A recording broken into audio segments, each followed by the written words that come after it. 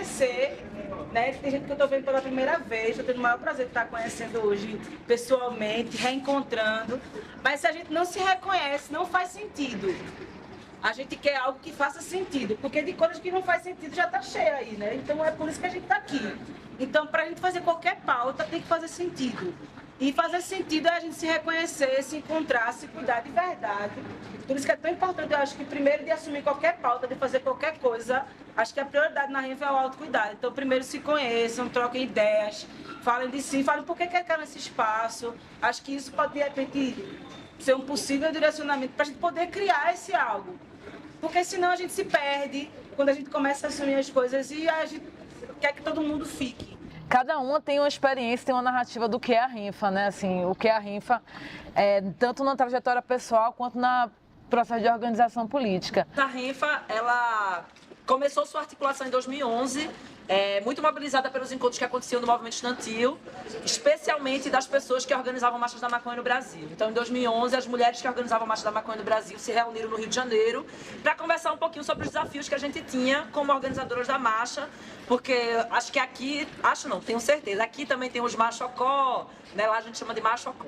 A gente apresenta aí uma contranarrativa, um contradiscurso, num contexto onde quem pautava os projetos da política sobre drogas, da reforma da política sobre drogas, era um núcleo de pessoas brancas, ricas, universitárias, que construíam um projeto que a gente não conseguia se identificar ou se ver, né? E aí, em 2014, a gente organizou uma grande reunião no Rio de Janeiro. Foi uma reunião com 60 militantes, militantes pela política de drogas. Então, muita gente que organizava a marcha da maconha, mas advogado, redutor de danos, uma galera que fazia política de drogas em vários aspectos.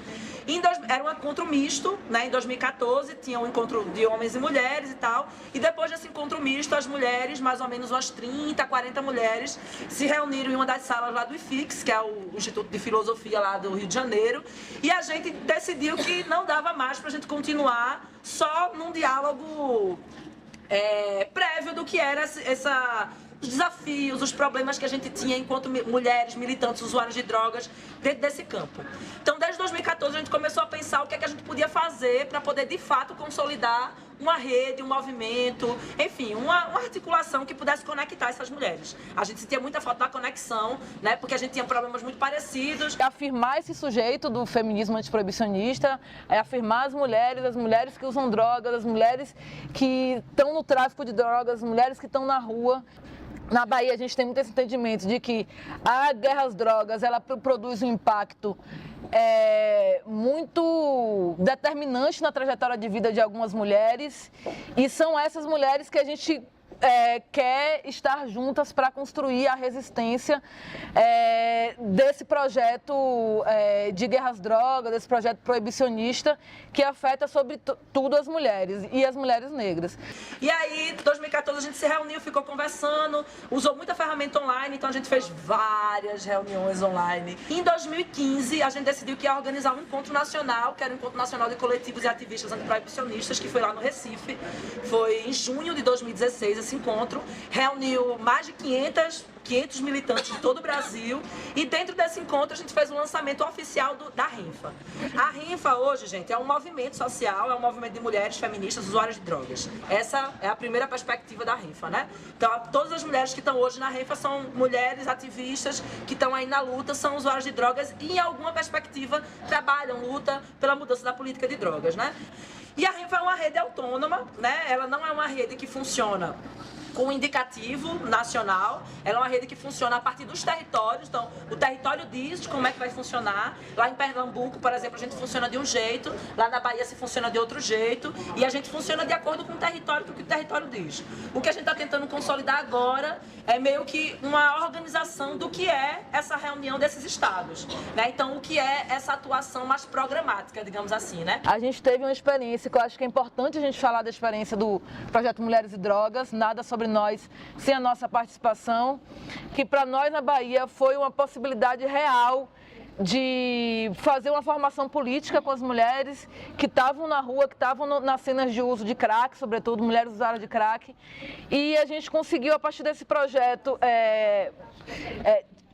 pegar quatro mulheres, que são as nossas dirigentes principais, que estavam na época ocupando o lugar de Guarita. Guarita, no comércio de crack, é quem está na linha de frente, é quem avisa quando a polícia chega. Então, são as mulheres que mais morrem, que mais levam um tiro. A gente estava num momento da militância, onde a gente tinha acabado de perder 2 companheiras. Então, para a gente foi muito importante a gente conseguir cobrir a oferta do tráfico e pagar uma bolsa para essas mulheres voltarem a campo, não como comerciantes de crack, mas como articuladoras políticas, para empoderar outras mulheres que estavam lá, que não sabiam o que era feminismo, que não sabiam o que era antiproibicionismo, mas que no seu cotidiano da vida, na rua, vivenciava muito a coisa do eu só vou conseguir fumar se a minha companheira estiver de boa. Então, para minha companheira que está dormindo na rua, eu fumo crack para guiar o sono dela, para proteger ela. Eu vou, então, me organizar para poder conseguir ensinar as mais novas que chegam na rua como que se protege das violências, do estupro de policiais, do estupro de traficantes. Então, foi muito a partir dessas demandas da rua que a gente constrói aí uma dinâmica que vem acontecendo desde 2016, de reuniões mensais.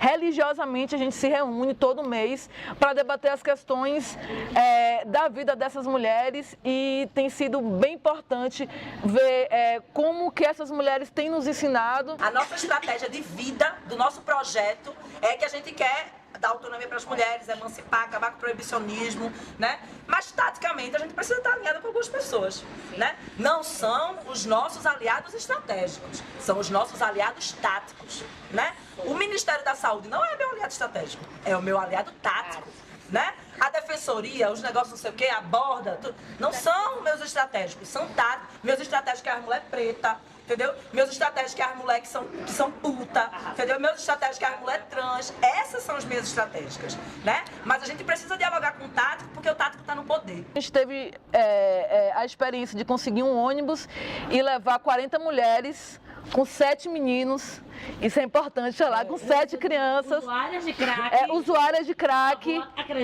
Exatamente, que participaram com a gente desse encontro, que também nos ensinou que a gente não pode ir já achando que a metodologia está posta, que a mulher vai entender o que é plenária, o que é a organização, o que são esses conceitos que a gente traz.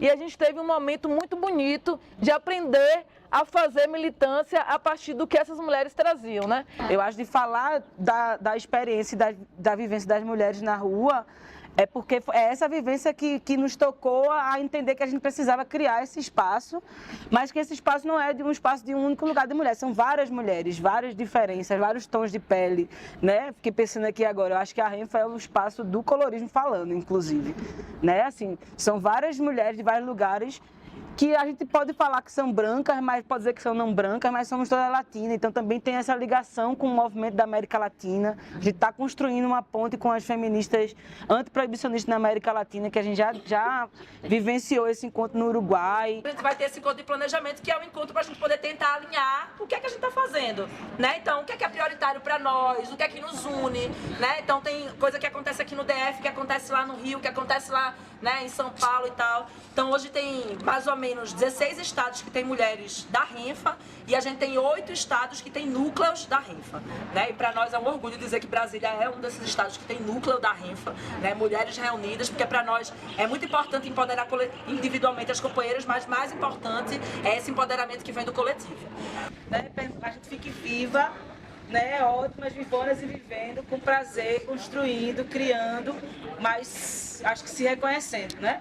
As nossas ancestrais que estão aqui, que se reencontraram, as bruxinhas que estão renascendo, ou as que já estão aí ativíssimas há anos, que elas já estão, né? Então, enfim, que a gente se reconheça. Acho que o principal é isso. Aí, posso propor uma metodologia final, para a gente poder fechar com a cara dos ministérios? Foi a Priscila que me ensinou, inclusive. Foi lá no encontro.